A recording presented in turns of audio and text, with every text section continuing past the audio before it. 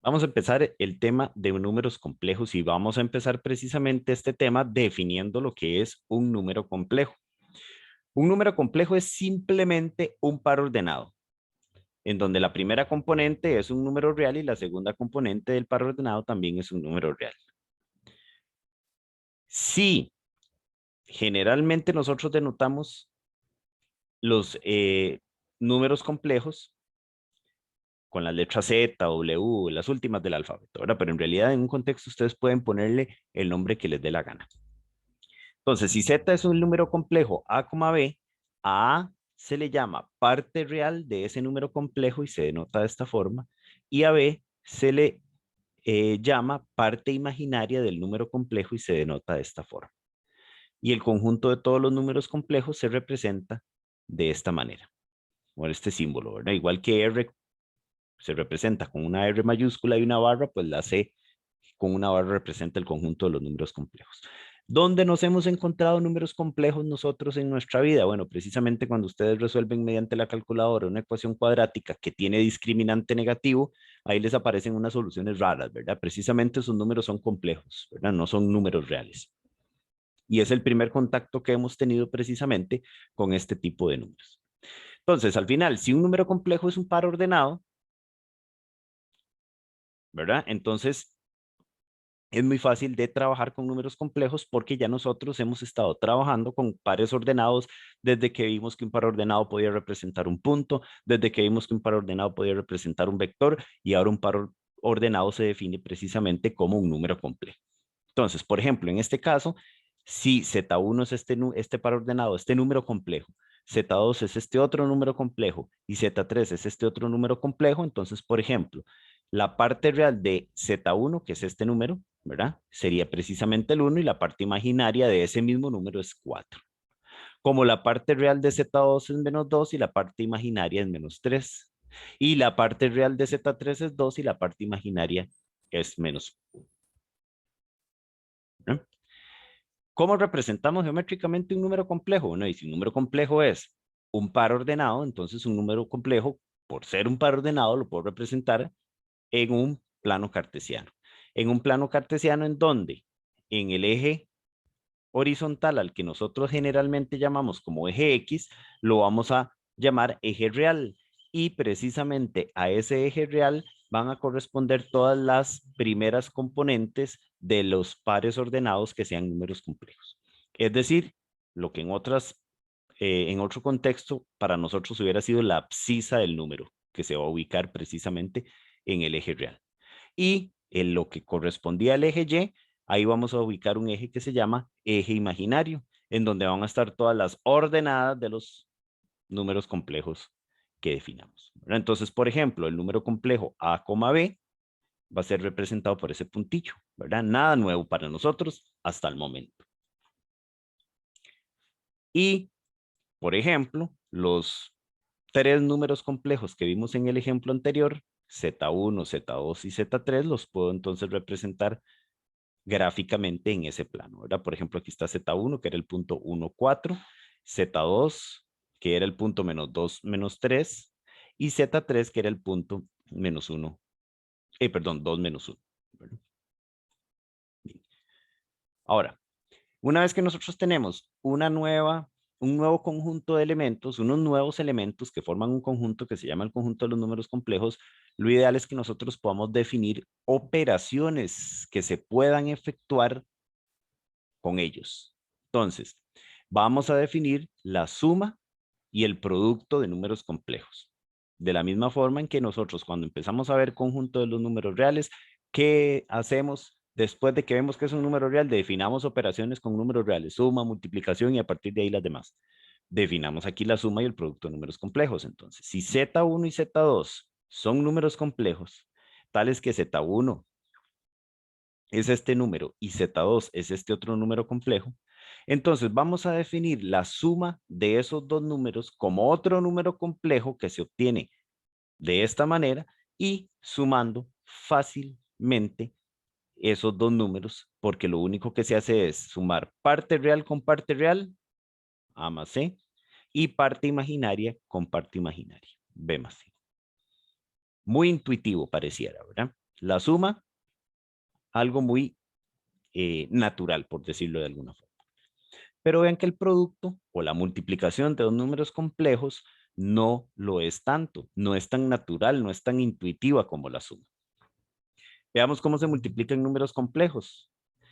Dos números complejos se multiplican de la siguiente manera. Si multiplico números complejos, evidentemente obtengo otro número complejo cuya parte real va a estar, se obtiene de la siguiente manera, multiplicando parte real por parte real menos parte imaginaria por parte imaginaria. Esa sería la parte real del resultado.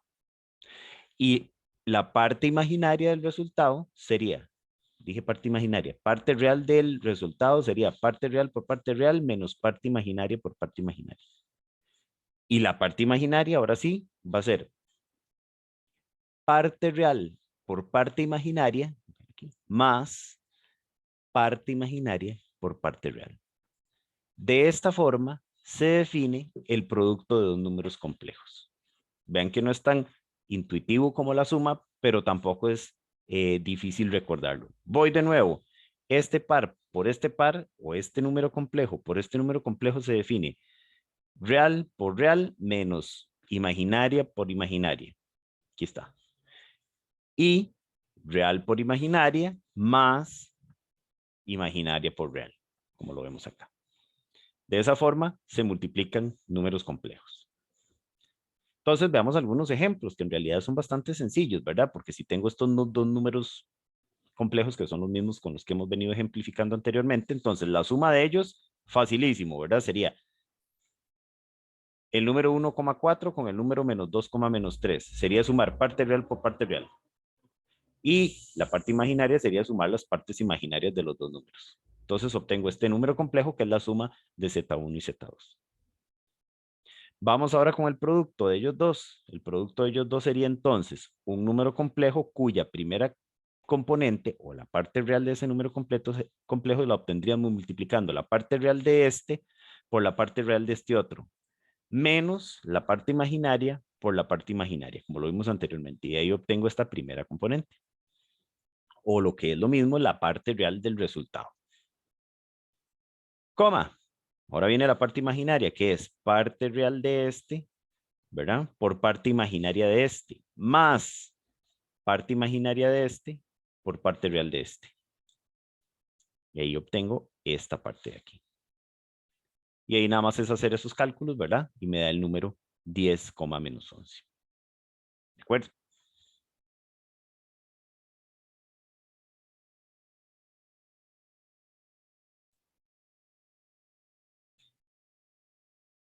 Bien.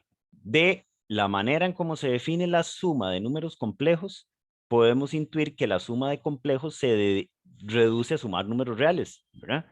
Entonces, podemos decir que la suma de números complejos es equivalente a sumar vectores o sumar pares ordenados, porque es exactamente lo mismo. Al final, entonces, se van a obtener las mismas propiedades que tiene la suma en R para suma de números complejos, porque se reduce a sumar o restar números complejos. Pero para producto no pasa lo mismo, ¿verdad?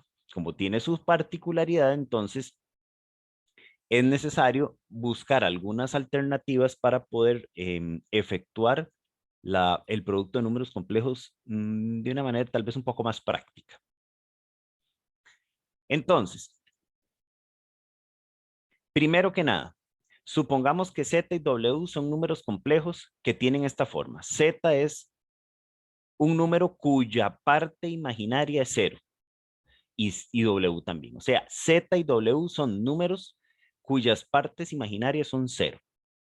La parte real puede ser cualquier cosa, ¿verdad? Entonces, veamos que si sumo esos dos números, al final lo que estoy haciendo es sumar únicamente las partes reales a como estaba definida la suma, porque al final sería parte real más parte real y parte imaginaria más parte imaginaria, pero como la parte imaginaria es 0, entonces 0 más 0 es 0. Entonces vean que al final si sumo dos números complejos cuyas partes imaginarias sean 0, lo único que se suman en realidad son las partes reales. Y se obtiene otro número real que también tiene una parte imaginaria igual a 0. Veamos qué pasa con el producto, ¿verdad? De todos los números complejos que tengan parte imaginaria igual 0. Si hago el producto de dos números complejos cuya parte imaginaria es 0, tendríamos esto. ¿Cómo se hacía? Parte real por parte real, así. Menos parte imaginaria por parte imaginaria, perdón, y 0, ¿verdad? Y parte imaginaria por parte real me va a dar 0 más parte real por parte imaginaria que me da 0 también. Entonces vean que cuando los dos números complejos que voy a multiplicar tienen como parte imaginaria a 0, cuando hago el producto al final es hacer el producto únicamente de sus partes reales, ¿verdad? ¿Lo ven? Entonces vean que para este tipo de números complejos cuya parte imaginaria es 0, al final sumarlos o multiplicarlos se reduce a lo mismo que si hubiéramos hecho una suma en R, porque esto que está aquí es una suma de números reales, o un producto de números reales. Es por eso que este tipo de números cuya parte imaginaria es 0 se acostumbran a denotarlos de forma más simple, ¿verdad? Precisamente porque se comportan igual que en R. Entonces, todo número complejo cuya parte imaginaria sea 0 se acostumbra a escribir únicamente como un número real, precisamente el que está en la parte real. Es importante destacar que esa notación no significa que este par ordenado es igual a A, porque una cosa es un par ordenado y otra cosa es un número. Es una mera nomenclatura, o sea, una forma de escribir de una manera más sencilla este número complejo que está acá. Entonces, de ahora en adelante, nosotros todos los números complejos cuya parte imaginaria sea 0, los vamos a escribir como la parte real nada más. Y vamos a trabajar todo número complejo que tenga parte imaginaria igual a 0 como si fuera un número real común y corriente, porque al final, como vemos aquí, la suma y el producto se comportan exactamente de la misma manera que la suma y el producto en R. Entonces, ¿cómo podríamos representar gráficamente un número complejo de este tipo, cuya parte imaginaria sea 0? De simplemente como un puntillo en la recta real que está ahí, el eje real. Entonces vean que es exactamente lo mismo que representar geométricamente o gráficamente un número real en la recta numérica. Se representaría como un puntillo en la recta, ¿no? Ahora bien, este otro número complejo, el número complejo cuya parte real es un 0 y la parte imaginaria es un 1. Vean que anteriormente lo que hicimos fue encontrar una nomenclatura que me permita trabajar con números complejos cuya parte imaginaria sea 0 de manera más fácil. Entonces, si la parte imaginaria es 0, trabajen como el número complejo como si fuera un real. Ahora, este otro número complejo, ese que están viendo ahí, el 0, 1, el que tiene parte real 0 y parte imaginaria 1, también para mayor comodidad vamos a denotarlo con una i. A partir de ahora, esa i nos va a representar en el contexto de números complejos el número 0,1. ¿De acuerdo? Veamos qué curiosidades tiene precisamente ese número complejo. Si yo multiplico ese complejo por el mismo, hago i por i, o lo que es lo mismo, i al cuadrado, entonces sería multiplicar este número por este número, ¿verdad? Y debido a la definición que acabamos de ver de producto de número complejo, entonces esto sería parte real por parte real, 0 por 0 es 0, menos parte imaginaria por parte imaginaria, menos 1, coma, parte real por parte imaginaria, 0, más parte imaginaria por parte real, 0, 0 más 0. Entonces vean que al final multiplicar este número que está acá por el mismo, o lo que es lo mismo, elevarlo al cuadrado, me va a dar como resultado este número complejo. Pero acabamos de decir que todo número complejo que tenga como parte imaginaria a 0 lo puedo denotar como la parte real nada más, ¿verdad? Me vuelvo. Acabamos de decir esto. Todo número complejo que tenga a 0 como parte imaginaria lo puedo escribir únicamente como la parte real, como a en este caso. Entonces, si yo al multiplicar i al cuadrado, i por i, perdón, llego a este número complejo, vean que tiene como parte imaginaria 0. Entonces ese lo puedo escribir por mera nomenclatura simplemente como la parte real, que es -1. De ahí es de donde sale, por si lo han oído en algún momento, aquella famosa frase de que i al cuadrado es igual a -1, o lo que es lo mismo que i es igual a la raíz de -1. ¿Verdad? Por la nomenclatura que estamos utilizando. Cosa que en el conjunto de los números reales es un absurdo. Si estuviéramos en R, esto no tendría sentido. Pero como estamos en un conjunto más amplio que el conjunto de los números reales y con unas propiedades diferentes, entonces vean cómo puedo entonces obtener un valor para esto en términos de un número complejo. ¿Quién sería i al cuadrado entonces? Es este par, pero ese par lo puedo denotar, lo puedo escribir de esta forma, de donde sale entonces ese famoso resultado de que i es igual a la raíz cuadrada de -1.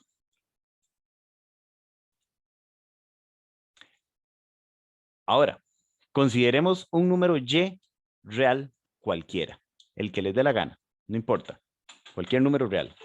Ya no estamos en los complejos, sino un número real cualquiera. O lo que llamamos en otros contextos un escalar. Entonces, ¿qué pasa si multiplico ese número real por i? Bueno, entonces si multiplico el número real y por i, recuerden que el número real y lo puedo interpretar como un número complejo que tenga la segunda componente igual a 0. Y el número i ya vimos que es el par 0,1. Entonces, si hago este producto, aplicando la definición que vimos más arriba, esto sería parte real por parte real, y por 0, 0, menos parte imaginaria por parte imaginaria, 0 por 1 es 0, y parte real por parte imaginaria, y, más parte imaginaria por parte real, perdón, 0. Entonces al final me da esto. Entonces vea que si multiplico y por i me da 0,y. Entonces quiere decir que cualquier número complejo de este, independientemente de la forma que tenga, yo lo puedo escribir como la suma de un número complejo cuya parte imaginaria sea 0 y que contenga la primera componente, la parte real del número. Y debido a esto, lo puedo expresar este otro número como b simplemente. Entonces, esto es a, como ya lo vimos. Y este otro, por esto, lo puedo escribir como b por i. Que esta es la notación clásica de números complejos. Generalmente, a pesar de que definimos que un número complejo es un par ordenado, generalmente uno lo escribe de esta manera. Entonces, el número complejo a, b, generalmente se escribe como a más b por i. Y ya vimos precisamente de dónde sale tanto el a como el b por i. Y ya sabemos quién es i. Entonces es una manera muy interesante de construir la nomenclatura clásica de número complejo. Entonces, generalmente, como repito, de ahora en adelante vamos a usar esta notación en vez de par ordenado.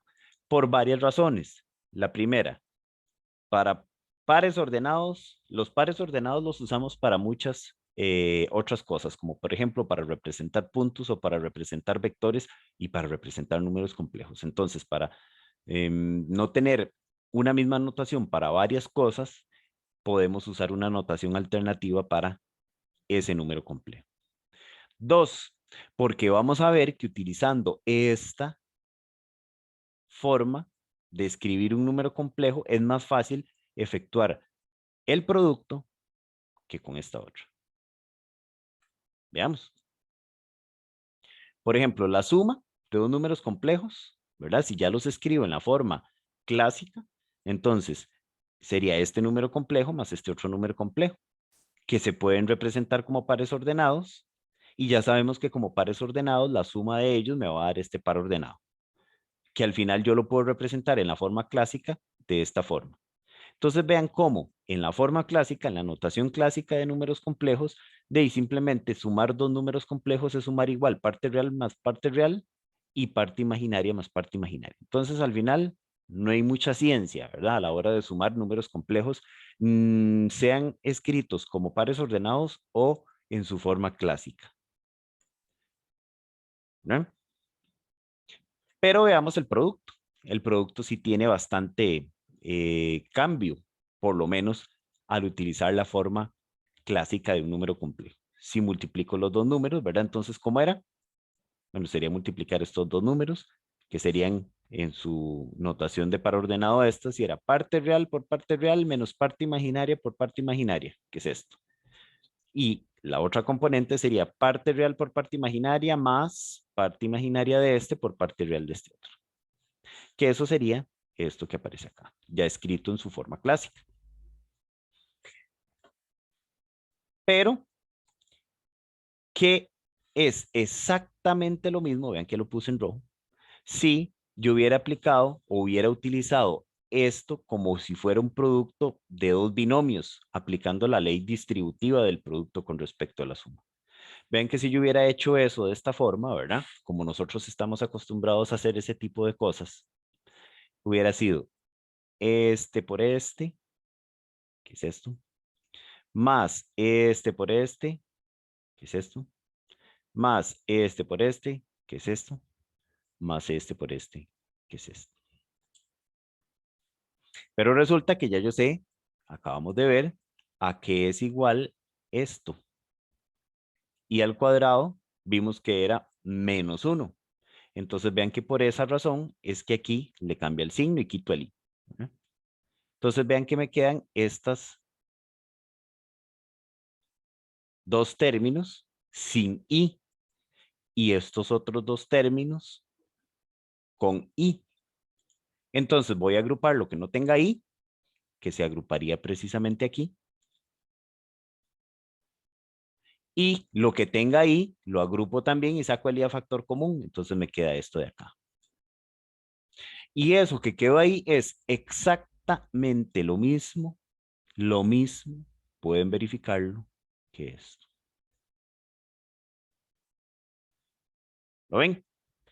Entonces, si ustedes estaban pensando en que tenían que aprenderse de memoria la fórmula para efectuar el producto de dos números complejos como parte real por parte real menos parte imaginaria por parte imaginaria, coma, parte imaginaria, y así, pues ya no lo tienen que hacer porque vean que escribiéndolo como la notación clásica de números complejos, lo único que tengo que hacer es aplicar ley distributiva del producto con respecto a la suma como lo sabemos hacer desde hace años. Entonces no me tengo que aprender nada nuevo. ¿A qué conclusiones llegamos? Bueno, que sumar números complejos es sumar partes reales y partes imaginarias por separado. Listo. Para multiplicar números complejos que estén escritos en su forma clásica, únicamente aplicamos ley distributiva y tomar en cuenta esta conclusión a la que habíamos llegado anteriormente. Y además, para el número i, únicamente hay 4 potencias. Veamos. I a la 0, que por definición eso es 1, siempre. I a la 1, que evidentemente eso es i. I a la 2, que ya vimos que i a la 2 es menos 1. E i a la 3, que sería i a la 2 por i, pero i a la 2 es menos 1. Menos 1 por i me da menos i. ¿Por qué solo esas 4 potencias hay? Porque ya si calculo i a la 4, sería i a la 3 por i, pero eso me daría de nuevo, perdón, la primera potencia, que sería i a la 0, porque me quedaría i a la 3 por i, me daría menos i por i, que sería menos i al cuadrado. Hagámoslo aquí para que lo veamos. Si tengo i a la 4, eso lo puedo escribir como i a la 3 por i, pero i a la 3 acabo de decir que es menos i, entonces esto sería menos i por i, pero i por i me da esto, ¿cierto? ¿Y cuánto era i al cuadrado? Era menos 1, y menos por menos, me vuelvo aquí. Entonces quiere decir que i a la 5 va a ser, esto es i a la 0, ¿verdad? I a la 5 va a ser entonces i a la 4 por i, pero i a la 4 ya vimos que es i a la 0. por i. Y a la 0 es 1. Entonces al final me queda i, que eso es lo mismo que i a la 1. Ven, entonces empiezan a repetir de nuevo cada una de esas cuatro potencias. Es decir, son cíclicas. Después de i a la 3, todas las demás se repiten. Vuelvo ahí a la 0 y a la 1 y a la 2 y a la 3 y después me devuelvo de nuevo y así sucesivamente, ¿verdad? ¿De acuerdo? ¿Alguna duda hasta aquí, chicos?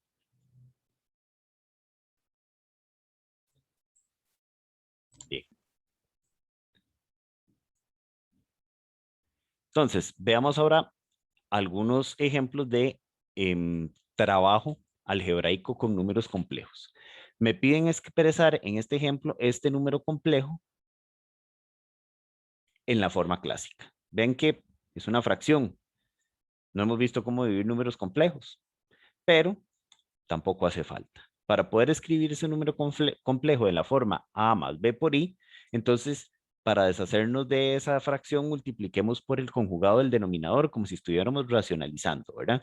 Entonces este que es el número que me dan lo voy a multiplicar tanto el numerador como el denominador por el conjugado del denominador. Con eso no estoy alterando absolutamente nada porque estoy multiplicando por un 1. Entonces, ahí arriba me quedaría este número que está aquí por este otro, ¿cierto? Y abajo me queda una diferencia de cuadrados, como lo pueden ver ahí. Tercera fórmula notable, 4 a la 2 menos i a la 2. Pero ya yo sé quién es i a la 2 y ya yo sé que esto aquí arriba lo puedo multiplicar de la misma forma que multiplico en R, ¿verdad? Aplicando ley distributiva, multiplicando esto por esto, esto por esto, esto por esto y esto por esto. Si hago eso y simplifico, voy a obtener este número que está acá. Hagámoslo para que vean que es cierto, ¿no? Porque ahí, por razones de espacio, no hice esa operación. Pero sería menos 1 por 4 menos 4. Menos 1 por menos i, más i. 2 por 4, 8i. Y 2i por menos i me va a quedar 2i a la 2. Entre eso que está ahí, que es 16 menos i a la 2. Pero aquí sumo términos semejantes, ¿verdad? Nada más recordando que este i al cuadrado es menos 1. Entonces al final esta expresión de aquí, menos 1 por menos, me va a dar más 1 por 2. Esto es un 2. Y 2 menos 4 me da menos 2. Y si sumo i más 8i, me da 9i. Y aquí tengo que i al cuadrado, que era menos 1, ¿verdad? Por el menos de afuera me da más 1, ¿cierto? Entonces nos da esta expresión que tengo acá. Que ahí es nada más sumar eso, ¿verdad? 16 más 1 me da 17 y eso lo puedo separar de esta manera, ¿verdad? Como menos 2 sobre 17 más 9/17 i. Y aquí ya está escrito esto en la forma a más b por i. Vean, este sería a, la parte real, y este sería b, la parte imaginaria. ¿De acuerdo? Simplemente multiplicando por el conjugado del denominador que aparecía ahí.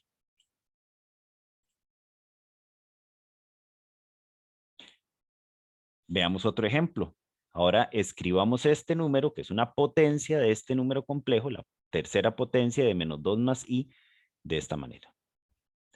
Y pues igual, ¿verdad? Porque aquí sí ya vimos que multiplicar números reales que están escritos en su forma clásica es exactamente hacer lo mismo que si estuviéramos en R. Entonces, al final, esto lo que tengo que hacer es multiplicar menos 2 más i por el mismo 3 veces. O lo que es lo mismo, desarrollar la formulilla que nosotros sabíamos para este caso, que era, si no se acuerdan, aquí se las pongo de nuevo, primero al cubo, más 3 veces el primero al cuadrado por el segundo, más 3 veces el primero por el segundo al cuadrado, más el segundo al cubo. Es lo mismo, porque vimos que el producto de números complejos puede trabajarse de la misma forma que el producto en R cuando el número complejo está escrito en esa forma. Entonces, aquí sería el primero al cubo, más 3 veces el primero por el segundo es i, ¿verdad? Más 3 veces el primero por el segundo al cuadrado, más el segundo al cubo. Y ahora lo que queda es simplemente desarrollar todo eso y recordar nada más que i al cuadrado es menos 1 y que i a la 3 era i. Entonces aquí me va a quedar menos 8, como está acá. Aquí me va a quedar menos 2 a la 2, 4 por 3, 12i. Aquí me va a quedar i a la 2 es menos 1. Menos 1 por menos 2, me da 2 positivo por 3, 6. Y esto que vimos que era menos 1. Sumamos términos semejantes, menos 8 y 6, me da menos 2. Y 12i menos i me da 11i. Y ahí está ese número escrito en su forma clásica. Vamos bien. Me interrumpen si algo no queda claro, por favor.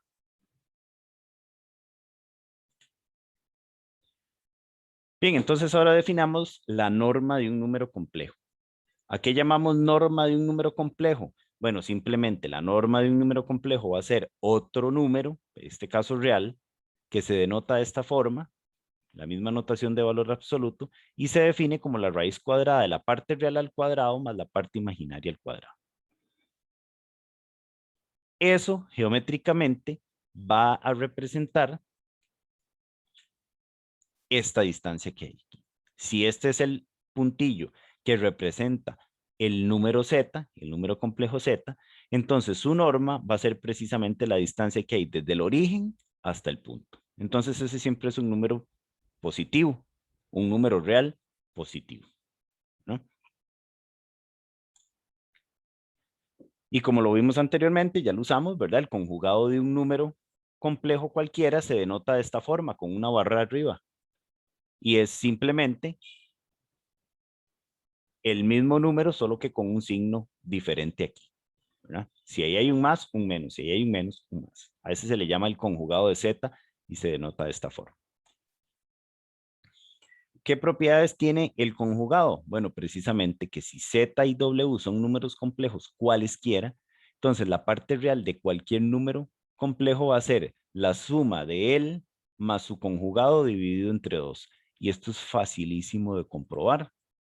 Veamos que si z es el número complejo a más bi, entonces, ¿quién va a ser z más su conjugado entre 2? O sea, calculemos esto para que veamos que eso me va a dar precisamente la parte real de z. Z, que es a más b por i, más su conjugado, a menos b por i, sería el conjugado, entre 2. Ven que esto se cancela con esto. Me queda 2a entre 2. Esto se cancela con esto. Me queda que es precisamente la parte real de z. Comprobado. De la misma forma, la parte imaginaria del número z es z menos su conjugado entre 2 por i. Eso lo pueden comprobar ustedes de la misma manera que acabo de comprobar esta otra parte yo. Se los dejo como tarea. Luego, el conjugado de una suma de números complejos es exactamente lo mismo que la suma de los conjugados. Es muy fácil de probar también. Por ejemplo, y otra vez, si z es a más b por i y w es c más d por i, entonces, ¿quién sería el conjugado de ese número, de la suma del conjugado de ese número? Primero sería hallar quién es la suma. A más b por i más c más d por i, conjugado de todo eso. Pero ya yo sé que para sumar todo eso, entonces lo que hago es que sumo partes reales más partes imaginarias. Y el conjugado de todo eso, ¿verdad? Pero ¿qué sería eso? El conjugado, ya esto es un número complejo cualquiera, ¿verdad? Entonces el conjugado de esto sería a más b, perdón, a más c menos b más d por i. Y aquí simplemente, si multiplico este por este y con el menos s voy a obtener a más c menos b por i menos d por i. Y ven que si junto este con este voy a obtener a menos b por i más, y ahora si junto c con di obtendría eso. ¿Y esto quién es? Este es el conjugado de z, ¿no es cierto? Y este es el conjugado de W. ¿Lo ven? Acabamos de probar esa propiedad del conjugado. De la misma forma, ustedes pueden verificar que aquí me equivoqué, mira. Aquí es WZ, para que lo tomen en cuenta. Luego lo corrijo para que lo tengan correcto ahí, ¿verdad? Voy a apuntarlo aquí para acordar. Igual pueden probar las otras de la misma manera. ¿Qué es lo que dicen las otras? Bueno, que la norma de un número complejo al cuadrado es exactamente lo mismo que multiplicar el número complejo por su conjugado. Me va a dar un número y ese número va a ser la norma al cuadrado. Y la norma de un número es igual a la norma de su conjugado, ¿verdad? Eso es muy fácil de verificar también.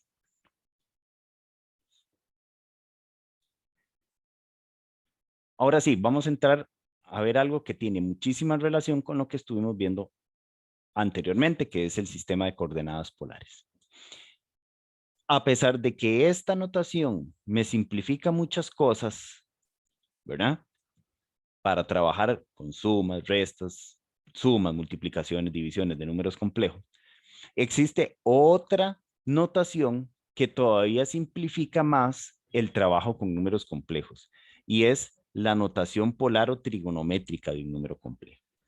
Si nosotros vemos de nuevo la representación gráfica de un número complejo, aquí a Z, ¿verdad? Tiene como parte real A y como parte imaginaria B. El rayo que une el origen de ese sistema con el punto que representa Z forma un ángulo con respecto al eje real, ¿verdad? Y esto es precisamente lo que me permite relacionar a mí todo lo que sé anteriormente de coordenadas polares con números complejos, porque ya sabemos precisamente que este puntillo que está aquí, que representa el número complejo Z, yo lo puedo escribir como par ordenado, ya sea con coordenadas cartesianas o bien con coordenadas polares, tomando en cuenta el ángulo zeta y la distancia que hay entre el origen y el punto, ¿verdad? Entonces, ¿cómo se definen el seno y el coseno para un ángulo en posición estándar como este? Recuerden que hasta la saciedad lo repetimos cuando estábamos viendo polares. El seno se define como la ordenada entre el radio, el R, la distancia que hay entre el punto y el origen. Y el coseno se define como la abscisa entre esa misma distancia. Entonces, de aquí yo puedo despejar, ¿verdad? A y a B, pasando el R a multiplicar ambos lados y obtenemos precisamente las formulillas que me permitían pasar de polares a cartesianos o de cartesianas a polares, ¿verdad? Cómo se define precisamente cada una de las coordenadas cartesianas en términos de coordenadas polares. Que esto también lo vimos la vez pasada. Entonces, quiere decir que si Z es este número, y como A yo lo puedo escribir de esta forma y a B lo puedo escribir de esta otra, entonces este número complejo yo lo puedo escribir en forma trigonométrica de esta manera. Como R coseno de zeta más R seno de zeta por I, porque esto es A y esto es B. O, ven que como ambos tienen R, puedo sacar el R a factor común y lo escribo de esta manera, que es la notación trigonométrica o polar de un número complejo.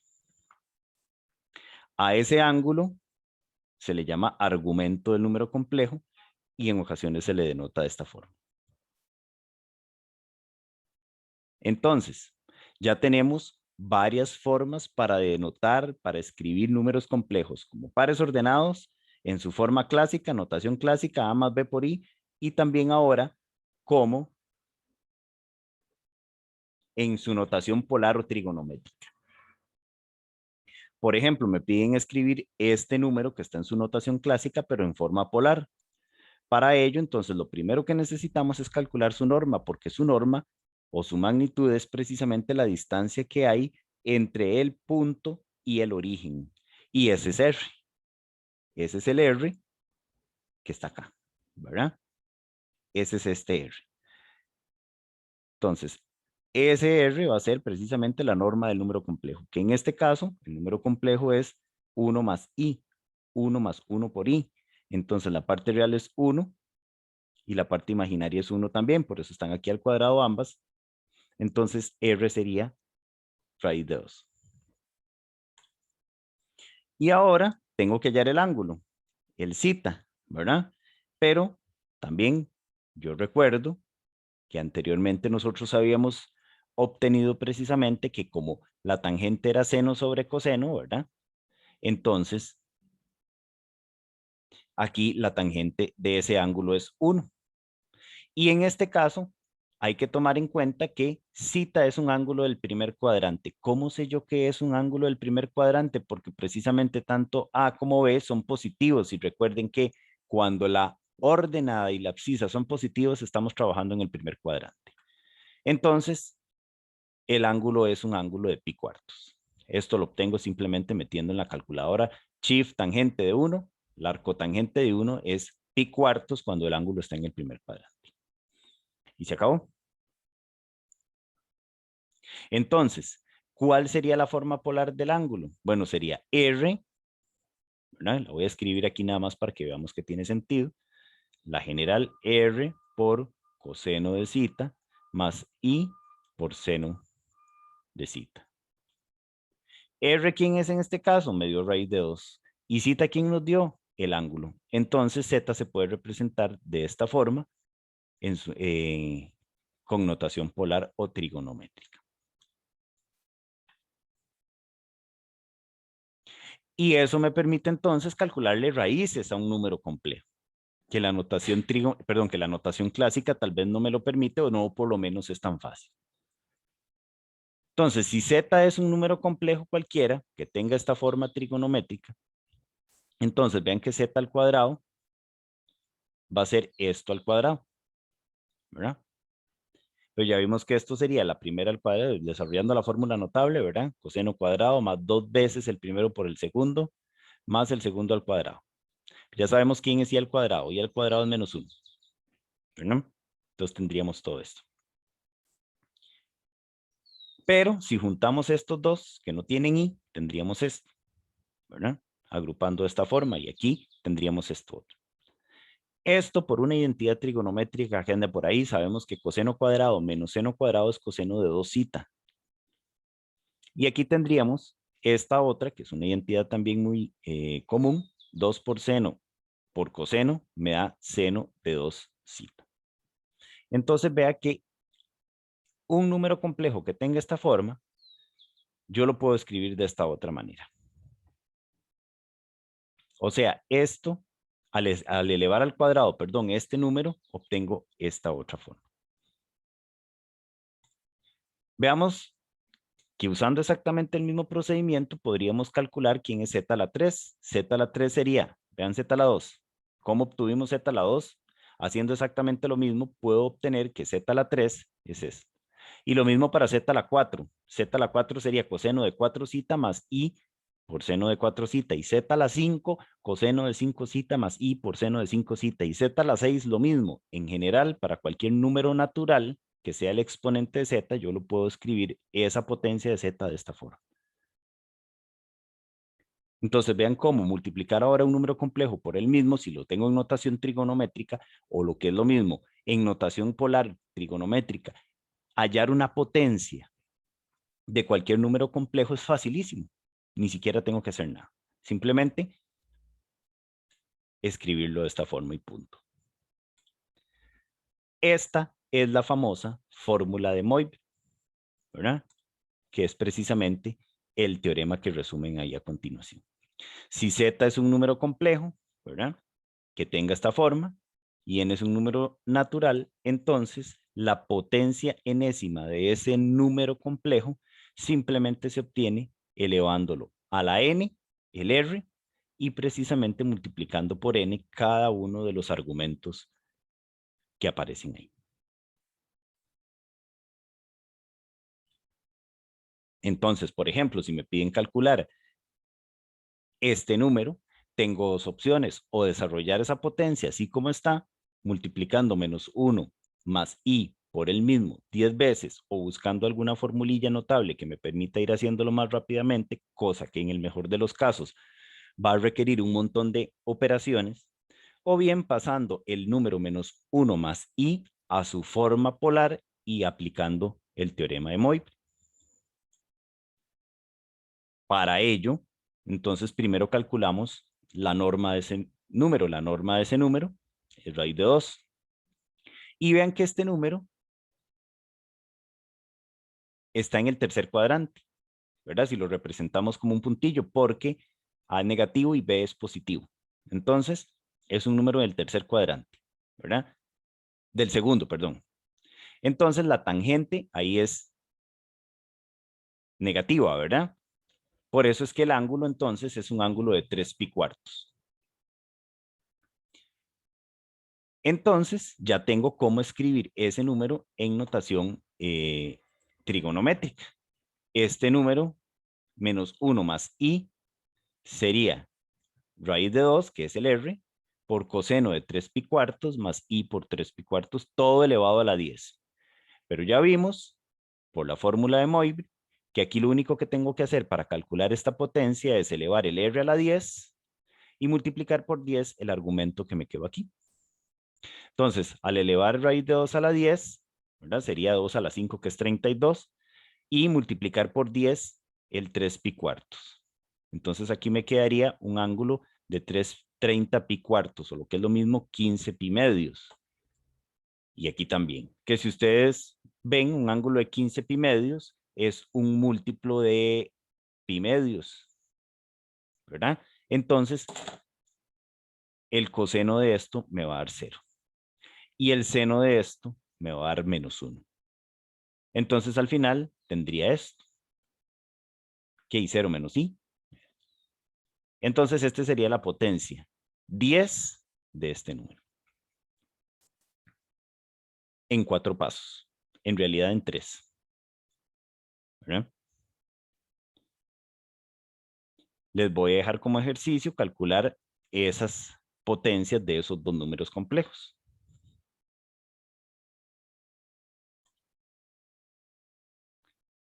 Y por último, ¿verdad? Si tengo un número complejo z que está escrito en su forma polar y quiero hallar una raíz de él como una raíz, ¿sí? Daisy, otro número complejo que se obtenga al sacarle la raíz a ese número, ¿verdad? La raíz enésima. Puede ser una raíz cuadrada, o sea, n valga 2, o 3, o 4, o 5, o 1000. ¿Verdad? Entonces, esto equivale a hallar un número W tal que W elevado a la n me dé el número Z. De eso no hay nada nuevo. ¿Verdad? Entonces, por la fórmula de Moivre, entonces yo tengo que si W fuera este número, ¿verdad? Escrito también en su forma polar, ¿verdad? Con R igual ρ y el argumento phi, entonces al elevar este número a la n, tendríamos esto, por lo que acabamos de ver. Y este número sería este número z, como lo vemos acá. Entonces, para que esa igualdad se cumpla, primero que nada, este numerillo de aquí, ρ a la n, tiene que ser igual a r. Y después, cada uno de estos argumentos, o este argumento de aquí, tiene que ser igual a pi, a cita, perdón. ¿Verdad? Entonces quiere decir que para hallar a ρ, que es lo que tengo que hallar, es simplemente sacarle la raíz enésima a r, que yo sé cómo hacerlo, y cita sería entonces, para despejar aquí, pasando el n al otro lado a dividir, phi, perdón, sería cita entre n más cualquier múltiplo de pi entre n también. Para acá, ¿verdad? Valiendo aquí 0, 1 hasta n menos 1. Y esto es lo que voy a usar precisamente para hallar las raíces enésimas de cualquier número complejo. ¿Verdad? Entonces, cada vez que yo le dé un valor acá entre 0 y n menos 1, voy a obtener una raíz de z.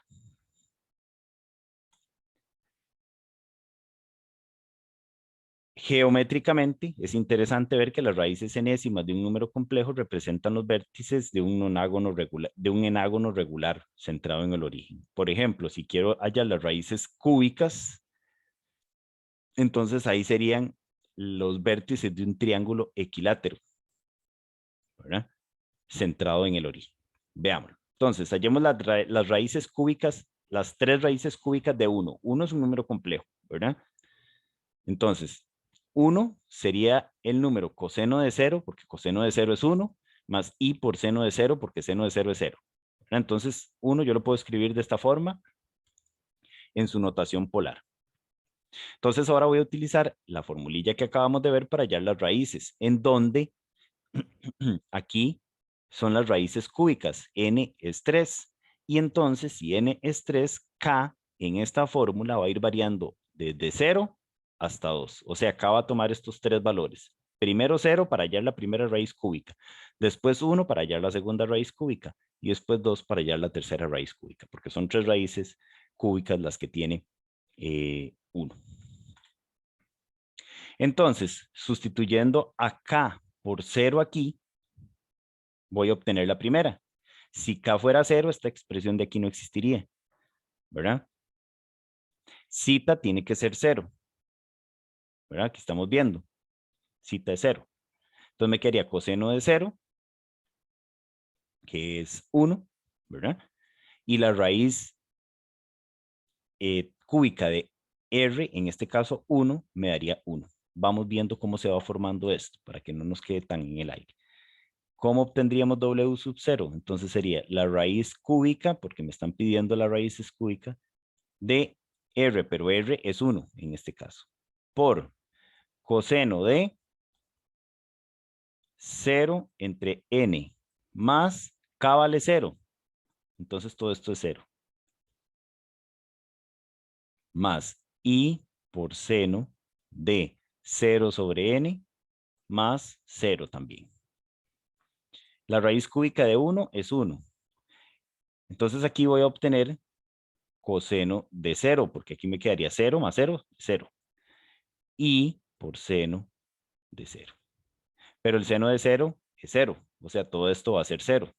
Y coseno de 0 es 1, entonces al final me queda 1 por 1, que generalmente eso me da 1, que es precisamente de donde sale ese número que está ahí. Para obtener W1, entonces ahora K vale 1. Vamos a ver, aquí sigo obteniendo la raíz cúbica de 1. Eso no cambia. Lo que cambia es aquí, coseno de 0 sobre n, zeta sigue siendo 0. Ahí lo único que cambia es el valor de k.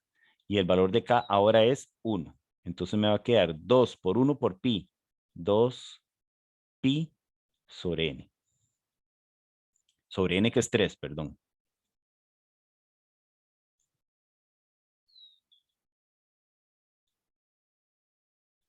Más i por el seno de eso mismo. 0 sobre 3 más 2 pi. Que otra vez raíz cúbica de 1 es 1. Aquí me va a quedar, esto es 0. Me queda 2 pi tercios. Entonces me queda coseno de 2 pi tercios. Más i seno igual de 2 pi tercios. Y aquí es nada más que ustedes, como no pretendo que se acuerden cuánto es el seno y el coseno de 2 pi tercios, que pongan la calculadora a funcionar. Si ustedes ponen ahí la calculadora, les va a quedar que coseno de 2 pi tercios es menos un medio. Háganlo y si no es cierto, me corrigen. Y aquí quedaría seno de 2 pi tercios es raíz de 3 sobre 2 por i. Que es lo mismo, 1 por eso me va a dar esto. Y es precisamente de donde sale esto. ¿De acuerdo?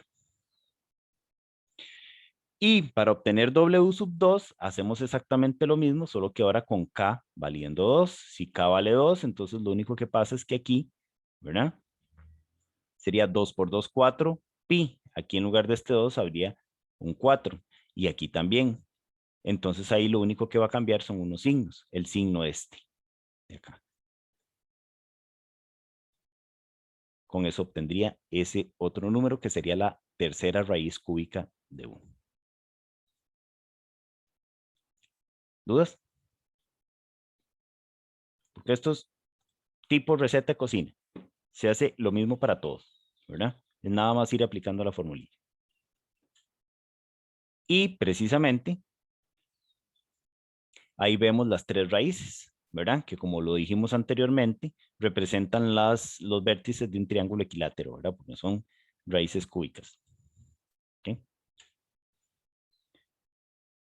Veamos este otro ejemplo, en el que me piden calcular las 4 raíces cuartas de ese número complejo. Entonces, vuelvo a lo mismo, ¿verdad? Tenemos que aplicar la formulilla. Primero tenemos que hallar a R, ¿verdad? R en este caso sería, de nuevo, vean que la parte real es 0, por eso no está, y la parte imaginaria es 16. Entonces, R sería 0 más 16 a la 2, que sería 16. Ahora, volvemos aquí, pasemos este número a polares. Entonces, obtenemos que el coseno de 0 es 0, perdón, el coseno de zeta es 0 precisamente porque la componente real es 0. Y entonces estaríamos hablando, como la parte imaginaria es un número positivo, quiere decir que el número está ubicado en el semieje imaginario positivo, o sea, para arriba, en donde zeta vale pi medios. Entonces, el número z, este que me dan aquí, se puede representar en forma polar de esta manera. R por coseno de pi medios más I por seno de pi medios. Ven que todo tiene la relación con lo que vimos anteriormente de polares. Entonces, ¿cuáles son las 4 raíces cuartas? Bueno, simplemente vamos a aplicar esta misma formulilla que tenemos acá, ¿verdad? ¿Qué sería? Copiémoslo ahí. Ah, bueno, aquí está. Entonces, W sub 0 sería raíz cuarta de 16 por coseno de pi medios más, nada más para ver de dónde salió ese pi octavos, ¿verdad? Era pi medios sobre 4, porque me están pidiendo raíces cuartas, menos, perdón, más 2 por k por pi sobre 4 en este caso. Pero aquí k vale 0. Si k vale 0, todo esto es 0. Entonces me queda nada más esto, que es de donde sale el pi octavos. ¿Verdad? Y aquí es nada más calcular cuánto es el coseno de pi octavos, cuánto es el seno de pi octavos. Eso se mete en la calculadora y obtengo esto ya multiplicado por la raíz cuarta de 16, que sería raíz cuadrada de 2. ¿Verdad? O 2, perdón. Luego, con esto mismo, para hallar la otra, ahora k vale 1, entonces tendríamos, bueno, ya sabemos que esto es pi octavos. Y si k vale 1, entonces tendríamos 2 por pi entre 4, o lo que es lo mismo, pi medios, pi octavos más pi medios. Bueno, aquí tendríamos esto, ¿verdad? Nada más de poner la calculadora a trabajar y obtenemos esto. Luego, para W2, entonces k vale 2, 2 por 2, 4, pi entre 4. Aquí está. Ponemos la calculadora que me tire cuánto es eso y obtenemos eso. Y la última raíz cuarta es cuando k vale 3. Entonces sería 3 por 2, 6, 6 pi cuartos aquí. Ponemos la calculadora a trabajar y nos da esto. Entonces ahí tenemos una aproximación de las 4 raíces cuartas de ese número complejo.